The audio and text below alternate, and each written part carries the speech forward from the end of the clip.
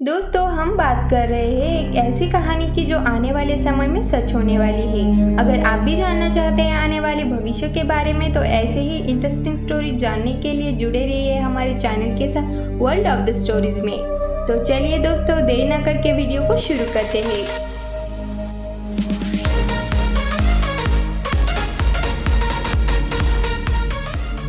तो दोस्तों इस कहानी में ये होता है कि एक आदित्य नाम का लड़का रहता है जो कि बहुत गरीब घर का होता है।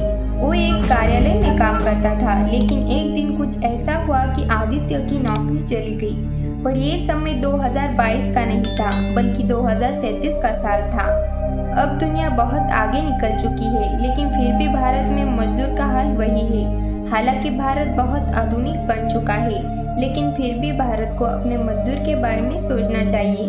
तो चलिए दोस्तों इसके लिए हम आदित्य की कहानी शुरू करते हैं। आदित्य रोज की जैसे ही अपने कार्यालय में पहुंचा तो उसने देखा कि उसकी जगह एक मशीन ने ले ली है। अपने बॉस से पूछा ये अपने क्या क्या। आगे कुछ बोलता तो उससे पहले ही उसके बॉस ने बोला ये मेरी कार्यालय है, मेरी मर्जी में किसी को भी काम से निकालूं या किसी मशीन को रख लूं।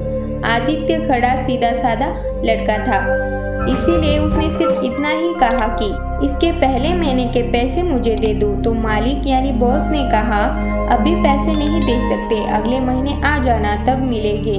आदित्य बाहर से अपने घर आया तो मन में ही बोला कि सच में दुनिया का अंत निकट है। पिछले कुछ साल में दुनिया में इंसान से अधिक मशीनें होगी। आदित्य अधिक पढ़ा लिखा था, लेकिन फिर भी वो बहुत सीधा साधा था। आदित्य की माँ आदित्य से बोली अपनी बूढ़ी आवाज में, बेटा तू कब आया? इससे पहले कुछ बोलती तो उससे पहले ही आदित्य ने अपनी माँ को सब बताया, लेकिन अब तुझे फिर से काम ढूंढना होगा। ठीक है माँ, मैं चला जाऊंगा। सुबह जब आदित्य उठा तो उसने अपने काम की तलाश शुरू की। सबसे पहले उसने अपने मित्र अविनाश को फोन किया और फोन में आवाज आई। किसी ने फोन उठाया तो आदित्य ने कहा हेलो कैसा है अविनाश? अविनाश ने कहा मैं ठीक नहीं हूँ यार। आदित्य ने कहा यार मैं भी अविनाश। अविनाश ने कहा what is your problem? Aditya ने सब बताया। अविनाश ने बोला मेरा भी वही हाल है, मेरा भी तेरे जैसा ही हाल है। सचमुच दुनिया में गरीब लोगों की कदर नहीं है। आदित्य बोला हाँ यार, लेकिन इसका कुछ नहीं हो सकता जब तक सरकार इस पर कुछ नहीं करती। तभी अविनाश कुछ देर में बोला अरे दौड़ और टीवी चालू कर और देख। आदित्य ने टीवी में कुछ ऐसा देखा कि उसके पैरों तले जमीन खिसक गई।